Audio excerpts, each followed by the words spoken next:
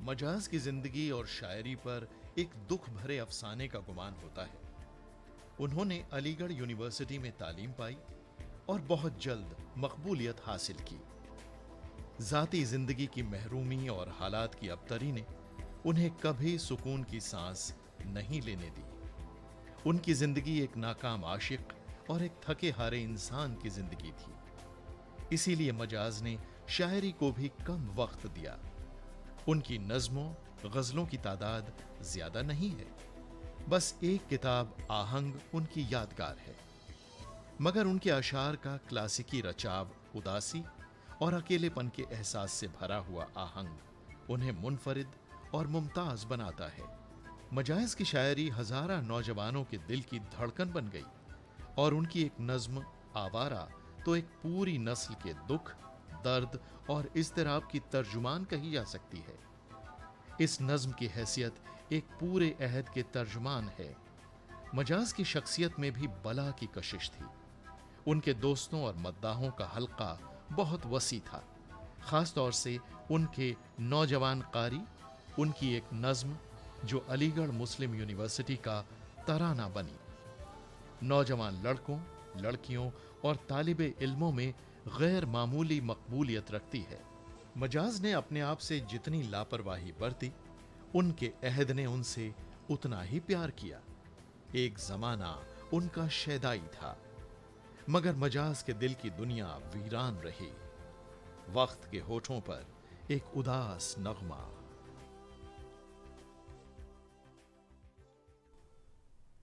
یونیورسٹیوں میں ایک نغمہ عام طور پر اس یونیورسٹی کی پہچان بن جاتا ہے، گایا جاتا ہے ایسے موقعوں پر جب کوئی تقریب ہوتی ہے باقاعدہ وہاں پر۔ ہر یونیورسٹی کا اپنا ایک اینتھم، ایک نغمہ ہے، لیکن یہ کہ ایک نغمہ جس کی گونج پوری دنیا میں سنائی دیتی ہے، وہ عجیب بات ہے کہ وہ علی گڑھ یونیورسٹی کا ہے۔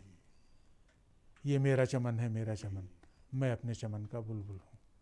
اور جب یہ نغمہ شروع ہوتا ہے تو کیفیت میں نے دیکھی ہے، میں نے دنیا کے کئی ملکوں میں یہ دیکھا کہ جہاں الیگیرینس موجود ہوتے ہیں ان کے پیروں میں ایک تھاپ دینا شروع کر دیتے ہیں وہ، اور اس کے بعد یہ کیفیت ہوتی ہے کہ سب کے سب آخر تک پہنچتے پہنچتے جو اب یہاں سے اٹھے گا وہ سارے یہاں پر برسے گا برسے گا برسے گا برسے گا۔ ایک معلوم ہوتا ہے کہ ایک فرینزی کسی کیفیت ایک پیدا ہو جاتی ہے۔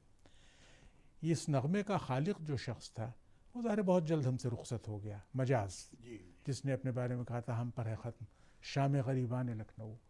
1912 میں پیدا ہوا، 1955 میں رخصت ہو گیا۔ 43 برس کی، 43 سال کی اس نے عمر پائی، وہی عمر جو تقریباً منٹو کی عمر تھی۔ کم سے کم ایک نظم ان کی ایسی ہے جو مغنیوں کی آواز میں بھی، جگجیت سنگھ کی آواز میں بھی سنی ہوگی لوگوں نے، کہ شہر کی رات اور میں ناشاد و ناکارہ پھروں، جگمگاتی جاگتی سڑکوں پہ آوارہ پھروں، غیر کی بستی ہے کب تک در بدر مارا پھروں، اے غم دل کیا کروں، اے وحشت دل کیا کروں۔ تو آج مجاز کی یاد تازہ کرنے کے لیے ہم لوگ یہاں بیٹھے ہوئے ہیں اور ہمارے ساتھ گفتگو میں شریک ہیں۔ دونوں کا تعلق علی گڑھ سے رہا ہے۔ پروفیسر صدیق الرحمان قدوائی جو جواہر لال نہرو یونیورسٹی میں ڈین رہے، پروفیسر رہے اور وہاں سے سبکدوش ہو گئے، اور اب اردو کے بعض اداروں کے سربراہ کی حیثیت سے کام کر رہے ہیں۔ علی گڑھ کے بڑے پرانے طالب علم رہے ہیں، اور مجاز سے ہو سکتا ہے ملاقات بھی کبھی رہی ہوگی۔ دوسرے ہمارے پروفیسر شہپر رسول صاحب جو خود بھی شاعر ہیں اور علی گڑھ میں بہت زمانے تک انہوں نے ملازمت کی، وہاں کے طالب علم بھی رہے، تو ظاہر ہے کہ مجاز سے ایک ذاتی تعلق کا دونوں کو احساس۔ بھئی صدیق الرحمان صاحب، مجاز کو لوگ بڑی محبت سے یاد کرتے ہیں، اس کے باوجود کہ بڑی بے راہ روی کی زندگی تھی۔ مجاز نے خود کہا تھا کہ ابھی بزم طرف سے کیا اٹھوں میں، ابھی تو آنکھ بھی پرنم نہیں ہے، میری بربادیوں کا ہم نشینو تمہیں کیا، خود مجھے بھی غم نہیں ہے۔ تو گویا کہ پوری شاعری ایک عجیب و غریب ایگزسٹنشل تجربے، وجودی تجربے کی شاعری کہیں کہیں بن جاتی ہے۔ لیکن اسی شخص نے ایک وہ نظم جو ہے اس کی آوارہ، اور ظاہر ہے کہ اس کی ایک پوری زمانے کے نوجوانوں کا ایک کہنا چاہیے کہ ایک قسم کا ایک اظہار بن گئی۔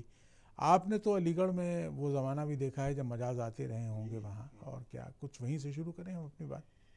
بھائی شمیم صاحب، آپ نے ایسا موضوع چھیڑا ہے جو میرے ہی لیے نہیں بلکہ میری عمر کے لوگوں کے لیے ایک جذبات میں بڑی ہلچل پیدا کر دیتا ہے۔ ہم علی گڑھ میں سن 51 میں گئے، اور یہ زمانہ نوجوانی کے آغاز کا وہ زمانہ تھا کہ جب نغمگی، رومانس، دنیا کو تبدیل کرنے کی خواہش، ساتھ ہی ساتھ انقلابی تحریکات زمانے کی، یہ سب مل ملا کر ایک عجیب قسم کی فضا پیدا کرتی ہیں، اور وہ گویا کہ ہم اپنے آپ کو اس سے اتنا وابستہ کر لیتے ہیں کہ لگتا ہے کہ جیسے ہم خود اس کا ایک حصہ ہیں. اور بہت ساری چیزیں جن کو آج یہ سمجھا جاتا ہے اور واقعی جو بڑی اذیتناک تھیں، لوگوں کا جیل جانا اور مصیبتیں جھیلنا اور وہاں مر جانا یا پاگل ہو جانا، یہ سب کے سب ہمارے زمانے کے شاعروں کے ساتھ ہوا. لیکن ہم نے ان سے کچھ اپنے آپ کو، ہم ہی نے نہیں، ہمارے جیسے لوگوں نے کچھ ایسا ایسوسیٹ کر رکھا تھا کہ ان سب کی ایک رومانٹک حیثیت تھی، اور ہمیں لگتا تھا کاش کہ یہ ہم ہوتے، کاش کہ یہ سب ہم پر گزری ہوتی. لیکن ظاہر ہے وہ جب گزرتی تو پتہ نہیں کیا حشر ہوتا. لیکن بہرحال یہ وہ زمانہ تھا جب کہ یہ سب چیزیں ہمیں بہت موو کرتی تھیں، بہت دل سے اندر سے ہلا دیتی تھیں. یہ جو خاکہ ان کا لکھا ہے اس میں چغتائی نے مجاز کا، اس میں تو ذکر کیا ہے کہ طالب علمی کے زمانے میں بھی حالت یہ تھی کہ بہت سے لڑکیاں مجاز کا نام لکھ کے سلپس پر اپنے تکیے کے نیچے دبا کے رکھتی تھیں، اور مجاز کو جو مقبولیت حاصل تھی اس وقت بھی، جبکہ ظاہر ہے کہ اس وقت ان کی شاعری کا بہت تھوڑا سا حصہ، کتنے شعر انہوں نے کہی ہیں، آہنگ ان کا مجموعہ ظاہر ہے بہت کوئی ضخیم مجموعہ نہیں ہے، تو یہ مقبولیت تو ان کی ہمیشہ سے رہی ہے. آپ شیخ رسول صاحب بحیثیت ایک شاعر کے اور علی گڑھ کے ایک طالب علم کے جب مجاز کی شاعری پر نظر ڈالتے ہیں تو آپ کو ان کی مقبولیت کا ہر سال وہاں تقریباً شام مجاز منائی جاتی ہے، اور مجاز کے اشعار کی ایک کہنا چاہیے کہ گائے جاتے ہیں، اور اب تک یہ سلسلہ جاری ہے. کیا محسوس کرتے ہیں آپ کی، کیا سبب رہا ہے اس مقبولیت کا؟ مجاز تو ایک طرح سے وہاں کے طالب علموں کے ہیرو رہے. جو ذکر آپ نے کیا اس میں چغتائی کے خاکے کا، انہوں نے کہا ہے کہ لڑکیاں تکیوں کے نیچے ان کا مجموعہ کلام بھی رکھتی تھی. دوسرا یہ کہ مجاز نے جیسے نمائش پہ نظم کہی، اور اس میں جن کیفیات کا اور جن شخصیات کا جس طرح سے ذکر کیا ہے، وہ لوگوں کو خاص طور سے وہاں کے طلباء کو جو ہے وہ بہت زیادہ ہونٹ کرتا تھا. تو اور وہ تمام کیفیات جو عام طور پہ طلباء کے ساتھ گزرتی تھیں وہ اس کا اظہار نہیں کر پاتے تھے، مجاز کی شاعری میں وہ اس کا اظہار ہوتا ہوا دیکھتے تھے. اس اعتبار سے مجاز کی شکل میں وہ محسوس کرتے تھے کہ وہ ہم خود ہیں اور ہماری بات جو ہے مجاز کی شاعری میں کہی جا رہی ہے. اس لیے مجاز اپنے اس زمانے کے بہت ہی ہردل عزیز شاعر تھے اور ایک طرح کے ہیرو تھے وہ طلباء کے اور طالبات. ایک شعر ان کی غزل کا شعر ہے جو بہت سب کا تو مداوع کر ڈالا، اپنا ہی مداوع کر نہ سکے، سب کے تو گریمہ سی ڈالے، اپنا ہی گریمہ بھول گئے.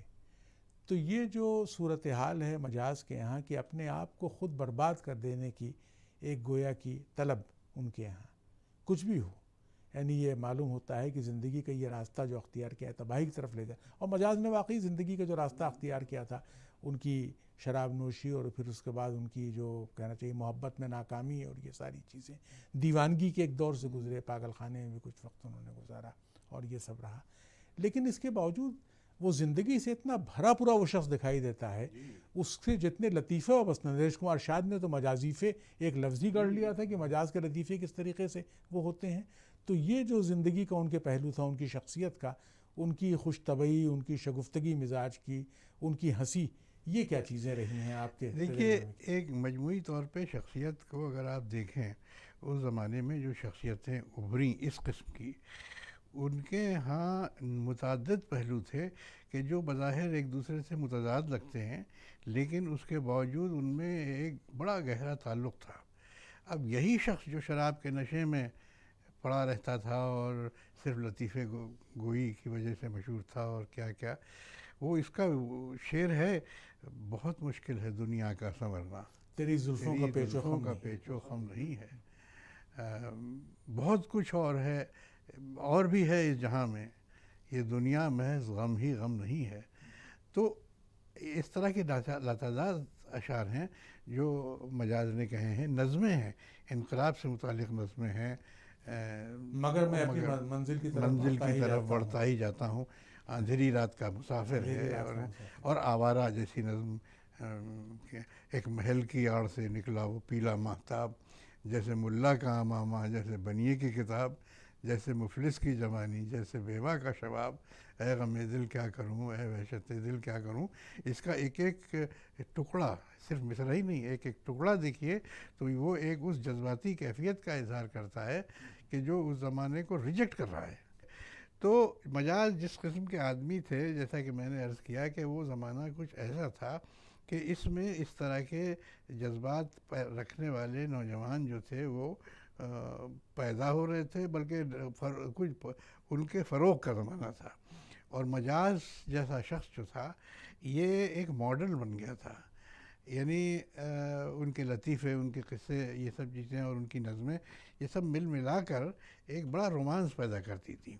چنانچہ مجاز جب علی گڑھ آتے تھے تو ایک لگتا تھا جیسے آج کل فلم سٹارز آتے ہیں، تو مجاز کا کچھ حال وہی ہوا کرتا تھا، اور لوگ ان کے پیچھے رہتے تھے، اور وہ اپنا کلام بھی سناتے تھے، اور علی گڑھ کے پرانے لوگوں کی طرح، طالب علموں کی طرح بے تکلف قسم کے آدمی تھے۔ تو مجاز کی شاعری میں اس عہد کی وہ روح کہ جس کے اندر وہ ساری باتیں ہیں، یعنی رومانس ہے، شدید قسم کا وہ رومانس جو بربادی کی طرف لے جا رہا ہے، اور برباد ہوئے مجاز۔ وہ اس نوجوانی کی عمر میں کس کے ہاں نہیں ہوتا کسی نہ کسی شکل میں۔ اس زمانے میں دیکھیے یہ کہ جو 3 شاعر ایسے آئے ہمارے سامنے جن کا نام ایک ساتھ لیا جاتا ہے، مجاز، جذبی، مخدوم محی الدین۔ ظاہر ہے کہ وہی زمانہ فیض صاحب کا زمانہ بھی ہے، میرا جی کا، راشد کا، ان سب کا زمانہ ہے، لیکن مجاز، جذبی اور مخدوم کا نام اکثر ایک ساتھ لیا جاتا ہے، جبکہ وہی دور ظاہر ہے کہ اس میں یہ سب ہمارے شعراء تھے، علی صدر جعفری، وامق جون پوری، مجروح سلطان پوری، ساحر لدھیانوی، یہ سب تھے۔ مجاز کو جو محبوبیت ملی وہ عجیب و غریب ہے۔ مخدوم کی شاعری، ظاہر ہے مخدوم کو بھی خاص طور پر حیدرآباد میں تو جس طریقے سے ٹوٹ کے لوگوں نے ان سے محبت کی، اس کا کوئی جواب نہیں ہے، لیکن مجاز کو جو مقبولیت ملی ہے، یعنی کہنا چاہیے کہ علی گڑھ میں نہیں، علی گڑھ سے باہر بھی مجاز جس طریقے سے کہنا چاہیے پسند کیے جاتے تھے ایک مجلسی آدمی کے طور پر، تو کبھی کبھی تو یہ گمان بھی ہوتا ہے کہ مجاز نے اپنی شاعری کو پس پش ڈال دیا تھا، ان کی شخصیت ہمارے سامنے آ کر کے رہ گئی تھی۔ شاعری میں ان کے ہاں جو غزلیں آپ نے بھی سنی ہوں گی، تسکین دل محزون نہ ہوئی، وہ سید کرم فرما بھی گئے، اس سید کرم کو کیا کہیے، بہلا بھی گئے، تڑپا بھی گئے، روداد غم الفت ان سے ہم کیا کہتے، کیوں کر کہتے، ایک حرف نہ نکلا ہونٹوں سے، اور آنکھوں میں آنسو اور آنکھ میں آنسو آ بھی گئے۔ تو یہ جو پوری کیفیت ہے جو مجاز کی شاعری کی، بہت کم کلام ان کا، لیکن آج بھی اسی ذوق و شوق کے ساتھ پڑھا جاتا ہے۔ مجاز کا جس دن انتقال ہوا، میں اس وقت یونیورسٹی میں BA کا طالب علم تھا، مجھے یاد ہے کہ کلاس میں فوراً اطلاعی اعجاز صاحب، میرے استاد اردو کے مشہور ادیب، ان کی کلاس ہو رہی تھی، اور انہوں نے کہا بھئی مجاز کا انتقال ہو گیا۔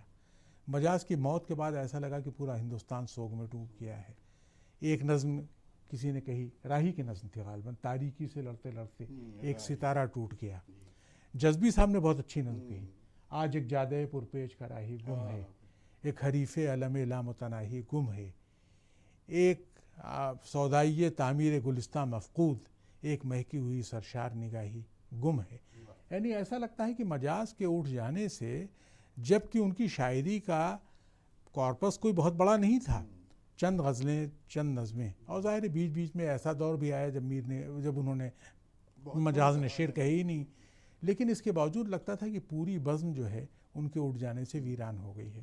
اس پورے شعری کلچر میں سردار جعفری نے مثال کے طور پر جو لکھنؤ کی راتوں کا جو اپنا یاد نامہ لکھا ہے، یا اور اس زمانے کی جو تاریخیں ملتی ہیں، ان میں مجاز کی شاعری کو اور شخصیت کو تقریباً برابر یاد کیا جاتا ہے، لیکن مجاز کچھ ایسا خاموشی سے وہ سال گزر گیا۔ مجاز کا بہت زیادہ، جس طرح منٹو صدی کے جشن منایا گیا اور بہت چیزیں ہوئیں، بہت جلسے ہوئے، مجاز پر نہیں۔ آج مجاز کو اگر یاد کیا جائے تو آپ کے خیال میں کیا چیزیں سب سے زیادہ آپ کو معنی خیز دکھائی دیتی ہوں؟ شمیم صاحب، یہ بہت اہم بات ہے کہ مجاز کے بارے میں جب بھی ہم جب کبھی بھی سوچیں گے تو ہمارے سامنے ملک کی تاریخ کا وہ زمانہ آئے گا جب اس طرح کے کیریکٹرز کا ہونا یہ کوئی حیرت کی بات نہیں تھی، بلکہ ایک طرح کی ایک نئے قسم کی فضا کی نمائندگی کرتی تھی، کہ جس میں بیک وقت ایک جذباتی زندگی کے جتنے پہلو ہو سکتے ہیں وہ سب ایک سمو دیے جاتے تھے قدرت کی طرف سے کسی نہ کسی شخص میں، اور کسی نہ کسی شخص میں کیا سبھی میں، لیکن سینسٹیوٹیز جو ایسی ہوتی ہیں ان کا اظہار کسی کے ہاں کچھ ہوتا تھا اور کسی کے یہاں کچھ ہوتا تھا. تو وہ ایک قلندر قسم کا آدمی جسے دنیا سے کچھ لینا دینا نہیں ہے، لیکن پھر بھی حیرت ہوتی تھی کہ جو اس شخص نے جو شاعری کی ہے. اب آپ نے علی گڑھ کے ترانے کا ذکر کیا، ہم جب علی گڑھ گئے ہیں تو وہ ترانہ تو ان کی کتاب کا ایک جز تھا. اس وقت وہ ترانہ بنا بھی نہیں تھا. نظر علی گڑھ کے نام سے ایک نظم تھی، اتنی موونگ تھی، اتنی اچھی تھی، اور ہمارا علی گڑھ سے ایسوسیشن طالب علم کی حیثیت سے جو تھا، اس نے نظم نے ہی ایک ایسی فضا ہمارے ذہن میں پیدا کر دی تھی جس کی وجہ سے علی گڑھ سے ایک عجیب قسم کا رابطہ، ایک ایسوسیشن قائم ہو گیا. ذرات کا بوسہ لینے کو 100 بار جھکا آکاش یہاں، خود آنکھ سے دیکھی ہے ہم نے باطل کی شکست فاش یہاں. اچھا، اب یہ مصرے جو ہیں یہ کئی بار ہم کو ستاتے تھے. ہاں، کئی بار ہم خود سوچتے تھے کہ یار یہ تو واقعہ کبھی ہوا ہی نہیں، یہاں باطل کی شکست فاش تو ہم چاہ رہے ہیں کہ روز ہو اور ہوتی نہیں ہے. لیکن اس کے ساتھ ہی ساتھ دوسرے اور مصرے بھی یاد آتے تھے. اس بزم میں ساغر توڑے ہیں، اس بزم میں تیغیں کھینچی ہیں، وغیرہ وغیرہ سبھی کچھ آتا تھا. ہمارے ہی زمانے میں ہمارے ہی ایک دوست اشفاق محمد خان اور اشتیاق محمد خان، اشتیاق نے تو اس کی دھن ہاں، بنائی تھی. ان دونوں نے مل کے اس کی دھن بنائی اور اسے ایک ترانہ بنا دیا، اور ایک جلسے میں انہوں نے جس طرح سے گایا تو بس اس کے بعد سے یہ علی گڑھ کا ترانہ بن گیا. دیکھیے وہ زمانہ جو ہے ترقی پسند تحریک کے عروج کا زمانہ ہے. یعنی جب تک مجاز زندہ رہے ترقی پسند شاعری کا بڑا دبدبہ تھا، اور اس وقت ظاہر ہے کہ بھئی فیض صاحب تو خیر ایک الگ قصہ ہے ان کا، لیکن یہ کہ جو مقبولیت فیض کو ملی وہ تو کسی کو نہیں ملی. لیکن اس کے علاوہ بھی دیکھیے سردار جعفری، ساحل لدھیانوی، مجروح سلطان پوری، کیفی اعظمی، وامق جونپوری، نیاز حیدر اور مجاز، مخدوم اور جذبی، ان تینوں کے ہاں لیکن غنائیت بہت ہے. یعنی مجاز، مخدوم اور جذبی تینوں کے ہاں یہ صورت یہ ہے کہ اس کے باوجود کہ کہیں کہیں ان کے ہاں للکار بھی ملتی ہے جیسا کہ انہوں نے شیپر رسول صاحب نے کہا، لیکن غنائیت اور نغمگی بہت ہے. اور شاید اسی لیے ان کے اشعار جو ہیں جب ساز کے ساتھ گائے جاتے ہیں تو اب بھی ہمارے دل پر بہت اثر کرتے ہیں. اور مجاز کو یاد کرنا ایک طریقے سے ایک پورے دور کو یاد کرنا ہے. علی گڑھ یونیورسٹی کا دور، ترقی پسند تحریک کا ایک پورا دور جو گزرا ہے، اور اس میں بھی مجاز کی اپنی شخصیت کا جادو. اس میں ایک بات اور بھی ہے شمیم صاحب، مجاز کی پوری شاعری پہ آپ نظر ڈالیے تو آپ دیکھیں گے کہ ان کے ہاں جو اردو شاعری کا پورا ورثہ ہے، ایک روایت ہے جس میں کلاسیکیت سے لے کے ان کے عہد تک کی ساری چیزیں شامل ہیں. وہ سب کے سب کچھ اس طرح شامل ہیں کہ اس عہد کے لوگ اپنے آپ کو اس میں اجنبی نہیں پاتے ہیں، بلکہ اسے ایک ایسوسیشن قائم رکھنا ایک رومانٹک ایکسپیرینس ہوتا ہے. تو میں سمجھتا ہوں کہ عصریت، کنٹمپریرینس جو مجاز کی شاعری کی تھی، اس نے بھی مجاز کو بہت مقبول کیا، علاوہ ان باتوں کے جو دیوانگی اور نہیں، اس میں تو خود ایک سیلف ڈسٹرکشن کی، اپنے آپ کو برباد کر لینے کی ایک رو تو ان کے ہاں موجود تھی. چنانچہ لطیفے کتنے مشہور ہیں. جورج صاحب نے سمجھایا ان کو مجاز کو کہ بھئی اس طرح سے نہیں، میں اس کو دیکھو میں گھڑی رکھ کر کے پیتا ہوں. مجاز نے کہا آپ گھڑی رکھ کے پیتے ہیں، میرا بس چلے تو میں گھڑا رکھ کر کے پیتا ہوں. تو یہ تو ایک پورا معلوم یہ ہوتا ہے کہ زندگی کو آدمی ایسا لگتا ہے کہ اپنے آپ کو خود تباہ. مجاز کا ایک شعر ہے کہ اور بہت دور آسمانوں سے موت آواز دے رہی ہے مجھے. تو موت کی آواز گویا کہ انہوں نے سن لی تھی، اور ایسا محسوس ہوتا تھا کہ اس آواز کو پر وہ لبیک کہنے کے لیے اس کا خیر مقدم کر رہے ہیں، جا رہے ہیں. یعنی ایک طرح کی زندگی کی طلب ان کے یہاں کم ہوتی ہوئی محسوس ہوتی ہے. ایک عجیب بات یہ ہے کہ وہ آدمی جو بہت زندگی سے بھرا ہوا تھا جس کا وجود، اس کے باوجود یہ ایسا معلوم ہوتا ہے کہ وہ زندگی سے بیزار بھی ہو رہا ہے اور ظاہر ہے کہ موت کی طرف بڑھ رہا ہے تیزی کے ساتھ. یہ کیفیت، اس کے بارے میں آپ کچھ؟ یہ جیسے جس حالات میں ان کی شخصیت ڈیولپ ہوئی، دیکھیے ان کے پاس کوئی روزگار نہیں تھا، یا اگر تھا بھی تو بہت ہی معمولی، اور اس کی وہ پرواہ بھی نہیں کرتے تھے. ساتھ ہی ساتھ جس صحبت میں، جن سوسائٹی میں وہ رہتے تھے، وہ اس زمانے کی جو ایلیٹ سوسائٹی ہو سکتی تھی وہ تھی. جس خاندان میں وہ پلے تھے وہ اس زمانے کا کہ لینڈڈ ایرسٹوکریسی کا ایک نمونہ تھا، رودولی لکھنؤ کے قریب. ساری باتیں تھیں، اور اس کے ساتھ ساتھ تعلیم حاصل کرنے کے ساتھ ساتھ اور اپنے زمانے کو دیکھ کر جو ان کے ہاں ایک طرح سے زمانے کی رفتار کو دیکھ کر ایک فرسٹریشن بھی ہوتا تھا، ساتھ ہی ساتھ جو اسٹرگلس چل رہی ہیں ان سے ایسوسیٹ کرنے کی ایک تمنا بھی تھی، اور پرسنل لائف کے جو اپنے ذاتی زندگی کے فرسٹریشنز بھی کم نہیں تھے. بہت بھئی زیادہ آپ یہ تھے. دیکھیے کہ ان کا تعلق ایک روایتی گھرانے سے تھا، جی لیکن اس کے باوجود ظاہر ہے کہ ایک باغی ایک رہے روایت سے اپنے. تو اس کے بعد پھر یہ کہ سب سے بڑا جو سانحہ ان کی زندگی میں محبت میں ناکامی کے علاوہ انہوں نے اب جیسے ایک ظاہر ہے کہ اس زمانے میں اشعار کہے ہیں اپنے، یعنی اب میرے پاس تم آئی ہو تو کیا آئی ہو، میں نے مارا کہ تم ایک پیکر ران آئی ہو، بنت مہتاب ہو گردوں سے اتر آئی ہو، تم مجھ سے ملنے میں اب اندیش رسوائی ہے، میں نے خود اپنے کیے کی یہ سزا پائی. تو یہ جو ٹاپیکل نظمیں ہیں بہت سی چیزیں مجاز کے سوانے سے پردہ اٹھاتی ہیں. یا نورا پر جو ان کی نظم و نثر جس کے عشق میں مبتلا ہو گئے تھے وہ. لیکن اسی کے ساتھ ساتھ آپ یہ بھی دیکھیں کہ جو بڑا واقعہ ان کی زندگی میں سانحہ گزرا وہ بہن کی موت کا تھا، صفیہ اختر کی موت، یعنی جاوید اختر کی والدہ کا کے انتقال کا. تو اس کا مجاز پر جو اثر پڑا ہے، اور اس کے بعد ہی ایسا لگتا تھا کہ مجاز گویا کہ ایک زندہ رہنے کی خواہش ان کے یہاں کم ہوتی چلی جا رہی ہے. تو اس کے باوجود کہ وہ اپنے زمانے کا، معاشرے کا ایک بہت ہی مثبت شعور رکھتے تھے، ترقی پسند تحریک کے شعراء کے ان کے طرز فکر سے قریب تھے. وہ تو دیکھیے ان کی پوری زندگی کے اندر ان کا دیوانہ ہو جانا، ان کی مختلف بیماریاں، ان کا جو دنیا کی طرف رویہ ان کے لطیفوں میں جو ملتا ہے، گفتگوؤں میں ملتا ہے، وہ ایک عجیب سے ایسے شخص کی شخصیت کو ظاہر کرتا ہے کہ جو ایک طرف تو وہ الجھا ہوا ہے، سخت الجھن اس کی زندگی میں ہے، اور دوسری طرف وہ اس الجھن سے نکلنے کے جتنے راستے ہیں، وہ انقلاب ہو یا ترقی پسند تحریک ہو، اس کے اندر بھی وہ شامل رہتا ہے.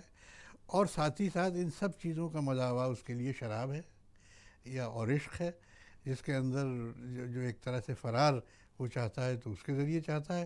لیکن ساتھ ہی ساتھ وہ یہ بھی جانتا ہے میری بربادیوں کا ہم نشین ہو تمہیں کیا، خود مجھے بھی غم نہیں ہے. اس طرح کی باتیں یعنی وہ جانتا تھا، یعنی ایک اسے شعور تھا کہ وہ یہ زندگی اسے کہاں لے جائے گی، اور اسی طرف وہ جا رہا تھا، اور بغیر کسی افسوس، بغیر کسی غم کے وہ اسی طرف چلا گیا. دیکھیے صاحب، اصل میں تو اتنی گفتگو کے بعد بار بار یہ تاثر قائم ہوتا ہے کہ کچھ لوگوں کی زندگی نہ صرف جیتے جی افسانہ بن جاتی ہے، بعد میں بھی افسانے کے طور پر یاد کی جاتی ہے. حیات جو سرگزشت اپنی، کل اس کی کہانیاں بنے گی. تو مجاز کی زندگی بھی ایک ایسی کہانی بن گئی ہے جو ہم برابر آج بھی پڑھ رہے ہیں، دہرا رہے ہیں، آئندہ بھی دہراتے رہیں گے. بہت بہت شکریہ.